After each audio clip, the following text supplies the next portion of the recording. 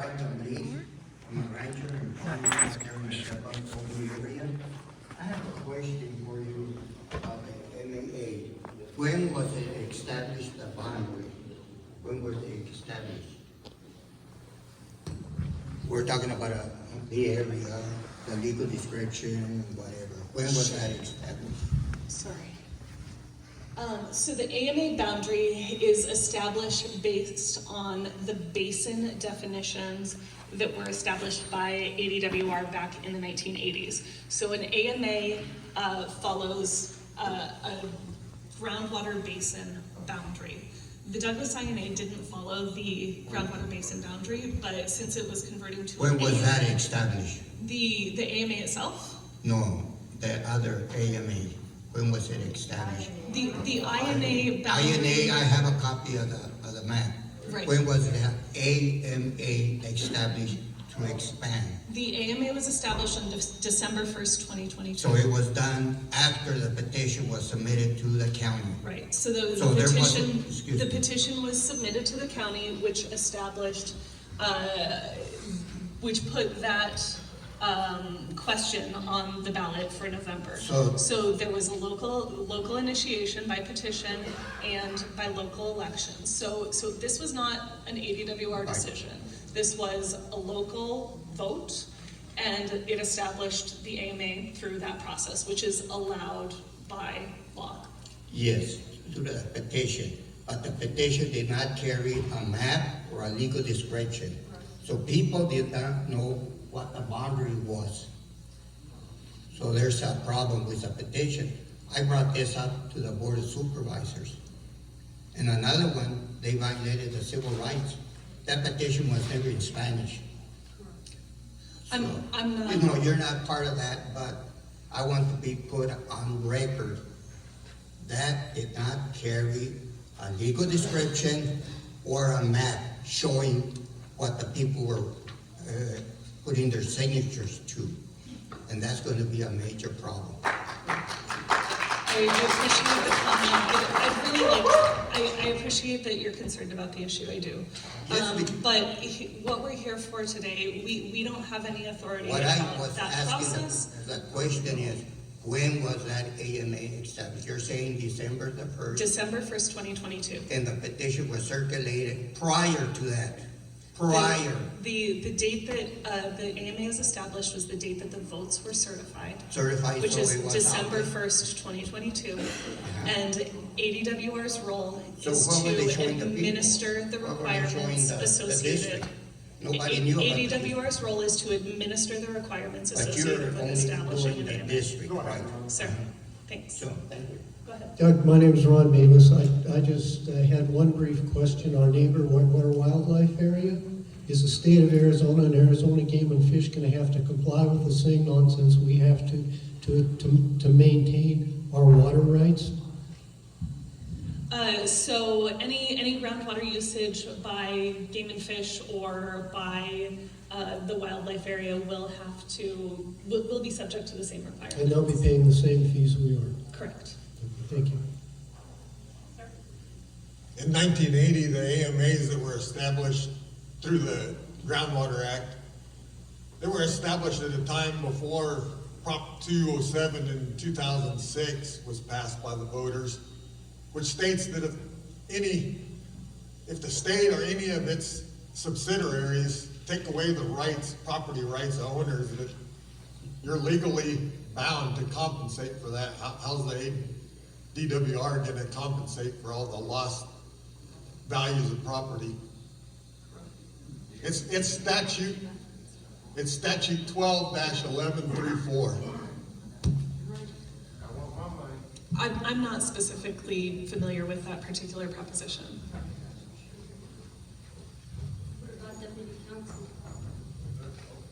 Yeah, I'm not able to comment on that right now. I don't have any specific information on that. Statute 12-1134. Hi, my name is Edie Gustafson, and I have a two-part question. You said during your briefing, if I have an exempt well and I am irrigating with it, you can classify that as a non-exempt well? Right, so an exempt well is specifically a well that is 35 gallons per minute or less and is not being used for an irrigation use. So if you're irrigating, so it's 35 gallons per less, is not being used to irrigate 2 or more acres, and is not using 10 or more acre feet of water for a non-irrigation use. So if you don't meet all of those 3 criteria, that well would be classified as a non-exempt well and would be required to have a groundwater authority and would be required to meter and report. Okay, how do I go about getting that? Because I have a domestic well I'm irrigating with. Okay. And I was not aware that I could get it classified as a non-exempt well. Sure. Reach out to our wells department. So our wells department can handle getting that well reclassified. And even without getting that well reclassified, you could submit your application for grandfathered right in order to ensure that you have you're saying you're irrigating 2 or more acres. You could submit your application for an irrigation grandfathered right in order to make sure that you are applying for the correct groundwater authority for that irrigation so that you continue doing that irrigation. But I don't fall under any of those grandfathered right applications that you had up there. If you're in the INA, I was in the INA, now I am in the AMA. If you're irrigating 2 or more acres, you would be applying for an irrigation grandfathered right. Okay, and so that brings up the second part of my question. I submitted a question to the Arizona Department of Water and never got a response. And I have made substantial capital investments since I submitted my question 6 years ago. And I am in the INA. I would never have made my significant capital investment had the water department answered my question.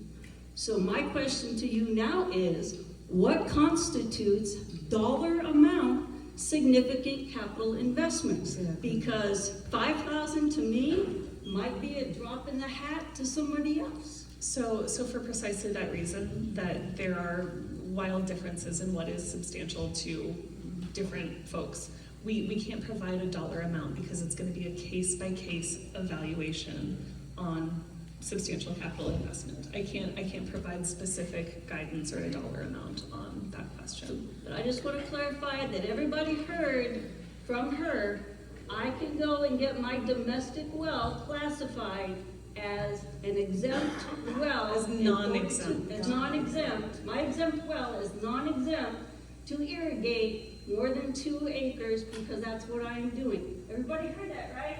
Yes. Thank you. Yeah. I think that this meeting has shown us that the devil is in the details, and a lot of stuff that we have subsequently learned about the AMA has just come to light now. It was not presented to the voters prior to voting on the AMA. I think there was a lot of misrepresentation. We are now stuck with this. I would like to know, we're not stuck with it actually, but I'd like to know who's the people who are setting the fees for the application. $500 fee for application and $1,000 up to $10,000 for the additional amendment. And who's the person who's setting those? And who's the one? And it seems like you don't have any management plans that have been put together. It's going to be all generated in the future by some committee or something. Basically, people voted on something that they had no idea what they were voting on. And now it's someone else is making the rules and forcing it on us and forcing us to lose our water rights or pay for them. So the devil is in the details, and you people, whoever who put this AMA together, did not provide them to the voting public or lied to us. Telling the truth. So the fees specifically are established in rule, and like I said, ADWR does not have discretion on those at this time. Why not? For the management plans,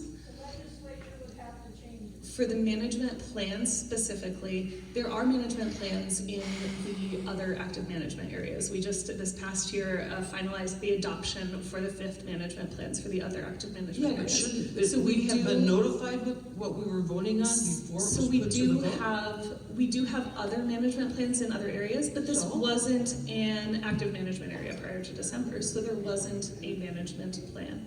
So over the course of the next couple of years, by statute, we're required to develop and adopt a management plan for a new active management area, and we will develop the conservation requirements for that plan in concert with public discussions, and we'll develop and adopt that plan over the course of the next couple of years. So we can't say what's going to be in that plan at this time because we haven't gone through that process to develop a goal and then develop a plan. Then it should have been put to the public vote if you didn't have a plan in mind.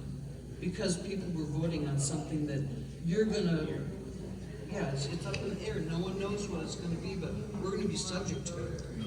This needs to be challenged, people. We need to get together and Thanks, fight it. Yes, it does need to be challenged. Next, we're gonna move on to the next commenter, thank you.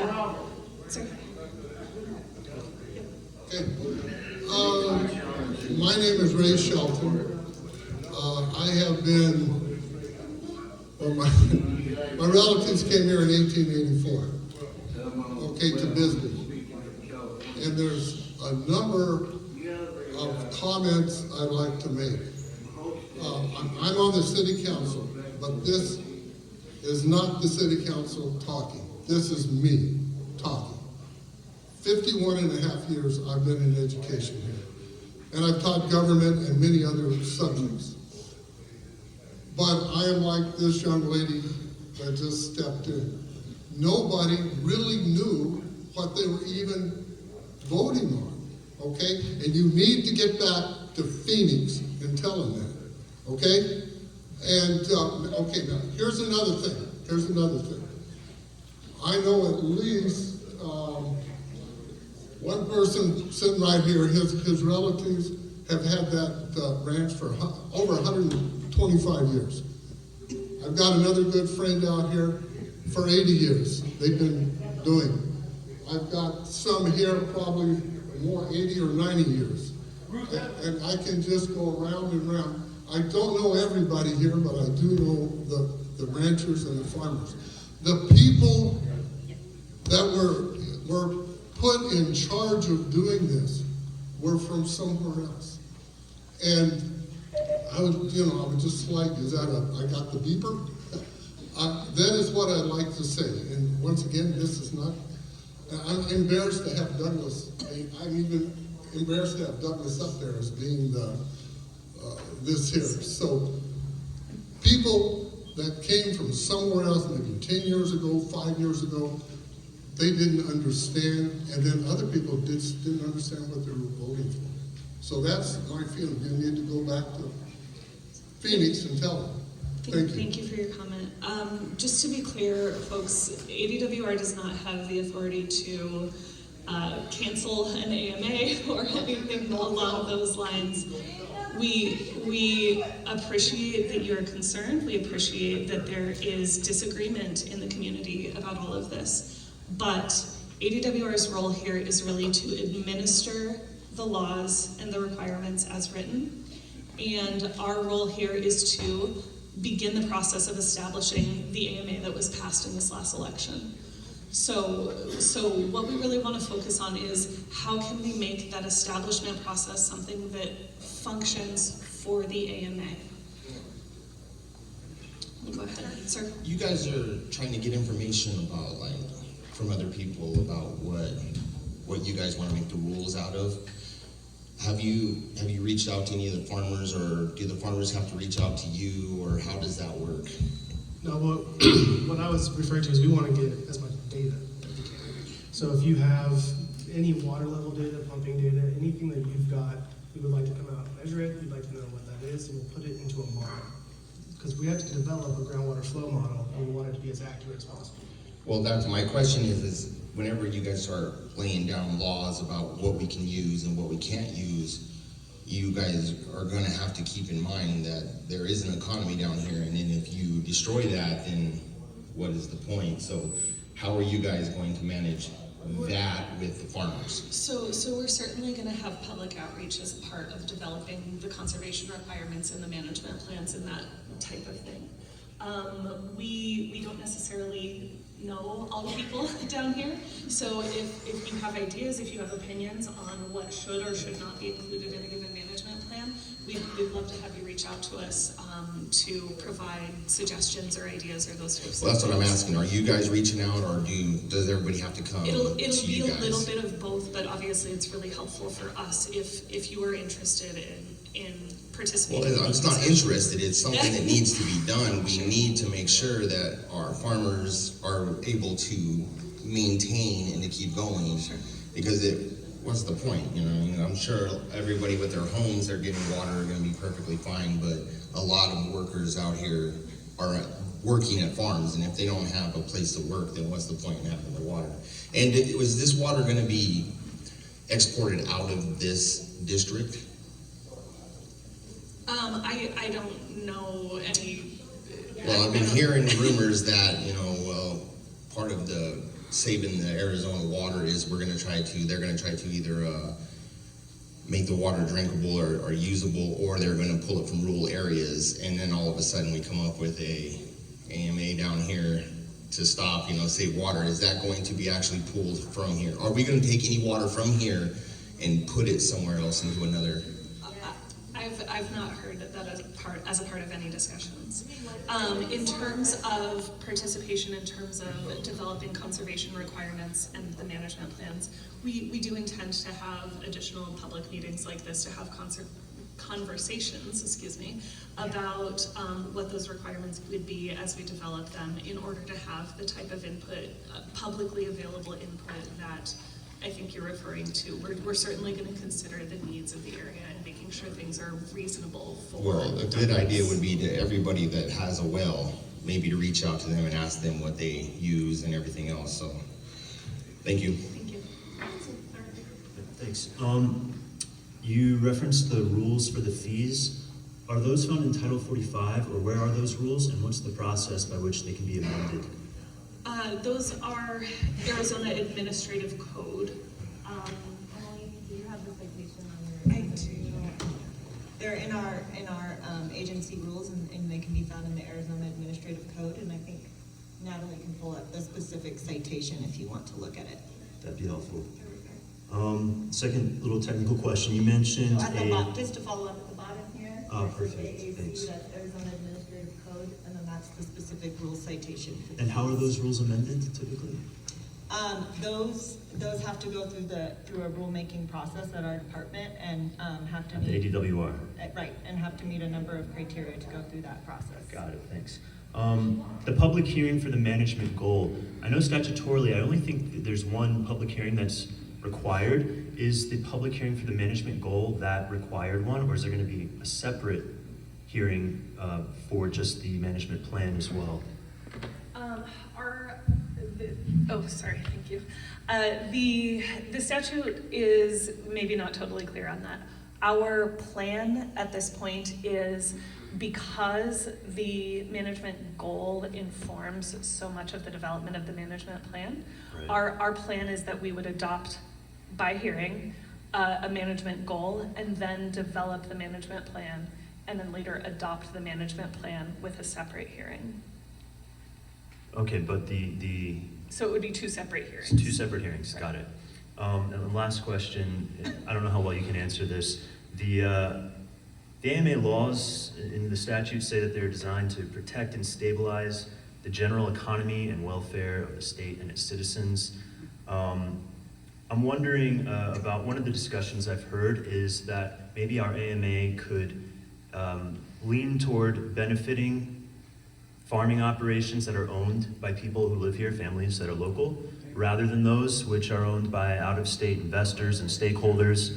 I can't find anything that would prohibit an AMA management plan from being established, which reallocates water rights from foreign investors to local owners.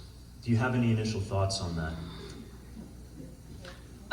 We did receive a comment, a written comment, maybe in the last couple of weeks. I don't remember exactly when it came in, to a similar effect. I guess I don't have any opinion or thoughts on the legality of that, but it's certainly something that can be a part of the conversation as we're developing this goal. Okay. Yeah, that's If something. it's legal, reasonable, and defensible, it'll be a part of the conversation, I hope. Thank you. Yeah. Hi, I have a question about applying for the grandfathered rights. Are they going to be approved on a rolling basis, or do we have to wait for the management goal to come together? Are they all going to be collected till March of 2024 and then approved after that? When would someone hope to have an answer on whether their rights were grandfathered? It's not a good slide, but I do have a slide about that. I don't have good news for you. Unfortunately, so the process for grandfathered rights is, there's multiple steps to it. So the first step in that process is applying for the grandfathered rights, and that deadline is March 1st, 2024. After that March 1st deadline passes, ADWR will publish a registry, a list of all of the rights, or excuse me, all of the applications that have been submitted for those grandfathered rights. Within 180 days of that publication, folks can submit written objections based on the facts of any of those applications. So that's 15 months plus 180 days, so basically 21 months. So we won't be, because we'll have to wait on those objections to come in, we won't be able to issue any grandfathered rights until after that objection period. So we're looking at, I believe it's around September 2024 when we would begin issuing grandfathered rights for the AMA. And so now it's subject to who will get to object to these? Is it just people that vote here or people that live here? I own land here. I don't live within the voting area, so I wasn't allowed to vote on this even though I own property. And so I'm just curious as to who's going to then, because I understood ADWR was going to be deciding this, but now it's not. So ADWR is, we're analyzing and processing the applications, but there is also a process by which other folks can object or submit additional information if they think something in the application is not factual. So we'll consider those objections as a part of the facts of a given application. Sorry, I'm just double checking the language.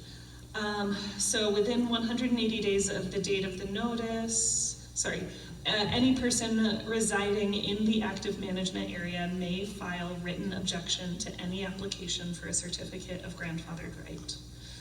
So, and so all applications will be public record, basically. Yes. Anybody can look at anything you put in there. Correct. Okay. Thank you. Thank you. Yes, ma'am, maybe you could answer a question for me. I asked it earlier. We had under the INA, we've been filing water reports for the last 30 years. I understood that was grandfathered water rights in. Now you guys have usurped our water rights, taken them away from us, and you're issuing a whole new set of water rights. So why should we follow you today and go with this new deal in 1924 when in 1926 you come along and say we're going to redo this and you're all going to get thrown out again? So there we're back to losing all of our improvements, water, everything. You can't do this. It's not right. And in the INA, one of the people brought up the transfer of water rights. Under the INA, you could not transfer water from one property to another. Now, with the new AMA, I believe that this is possible. So similar to the INA, irrigation grandfathered rights are tied to the land. So there are provisions for substitution of acres, both with an INA and an AMA. Yes. But that doesn't, that provision around restricting moving water, irrigation water. Well, you're not supposed to. You were not supposed to be able to transfer water from my farm to her farm to his farm. Right. Now the dairies came in. You guys have let this happen. And all the water lines are all tied together from Elfrida all the way up to Kansas Settlement. You people were supposed to be taking care of this, and it's not been taken care of. And I would also like to go back, and I want to know what happened to our water rights that were grandfathered in prior, and we've been filing water reports on them for the last 30 years. and paying penalties if I was late. So, thank you. So for an irrigation authority from the INA, so in order, assuming the land is in an INA, in an example where you have the 60, the authority, the irrigation. So now I'm gonna have to pay an extra $500, $1,500 to get a new set of water rights issued to me, which I should already have because they were grandfathered in from back in the 80s. The AMA supersedes the INA, and in order to maintain those water rights, there is a requirement. So why am I gonna have to pay for them again? There's a statutory requirement to apply. You know, ladies and gentlemen, you better look out. I think we're needing new country. Shauna's gonna read an online question. Oh, thank you, Shauna. So we have the first one from Jim. What are non-exempt versus exempt wells? Oh, okay. And I think, Shauna, that one might have actually been in the chat earlier. We did identify that, sorry, on an earlier slide. Ooh, gosh, give me 1 second here. So again, a non-exempt well versus an exempt well. An exempt well has to meet those 3 criteria that we talked about earlier, which is that, here we go. That it has to be 35 gallons per minute or less, has to be using water for non-irrigation uses, so not irrigating 2 or more acres, and it has to be using less than 10 acre-feet of water for non-irrigation uses per year. So if it doesn't meet all 3 of those criteria, then it would be classified as a non-exempt well. Does the irrigation definition include food only grown for own personal consumption, not for sale? Yes. So the irrigation definition, let me see if I can, I know I have that on a slide somewhere. The definition of irrigation, there we are, is water applied to 2 or more acres of land to produce plants or parts of plants for sale or consumption. So if you're irrigating more than 2 acres of land, even if it's just for your own personal food, yes, that still qualifies as irrigation. Yeah, I was really for the AMA. And I looked around, I've been here about 20 years in McNeil. And what I saw was pecan orchard, pecan orchard, pecan orchard. I wasn't after George Moore or any of the local farmers. I don't want them to have to pay $500 more for another grandfather rights. What I'm looking at is the corporate ownership, the corporate takeover of the valley. That's what I'm concerned about. Not with the local farmers, not with Golden Rule Dairy, not with George Bourne, who's my neighbor. Those aren't our concerns. The concern is the corporate interests. You talk about water leaving the valley. Yeah, water's leaving the valley. It's going to Minnesota. It's going to Saudi Arabia. Probably, I don't know where else it's going. But that's what's happening now, is our water is being taken. And you see the decline in water. And I know, I'm almost 80. I'm gonna be out of here. But a lot of you are not. And a lot of you have kids. And a lot of you want your land to go to those kids. And that land needs water. And how do we take control? How do we make laws? Because we need a law to stop that dairy in Wilcox. And we need local participation immediately with you guys. Those who voted for and those who voted against. We need immediate local participation in developing management plans and goals, and then come back to a bigger public meeting. And as for the governor's appointments, no, I'm opposed to that. I think we ought to appoint that. But what I want to say is that I'm for the local people here. I'm for my own land. I have, 51 acres. I love it. I don't want to leave it. I don't happen to have children. what a lot of you guys do. I want that land, I want this valley, and we need laws to stop the dairy, we need laws to stop the pecan orchards, and this is a law. We don't have any other law, so we don't want to hurt ourselves. How do we not hurt ourselves is to insist that the management plan and the goals are set by us. And that's what we need to make sure ADWR is coming to us and that we're the planners and the goal makers. So I appreciate that comment, and genuinely, that's part of why we're here today, is to begin conversations with you all about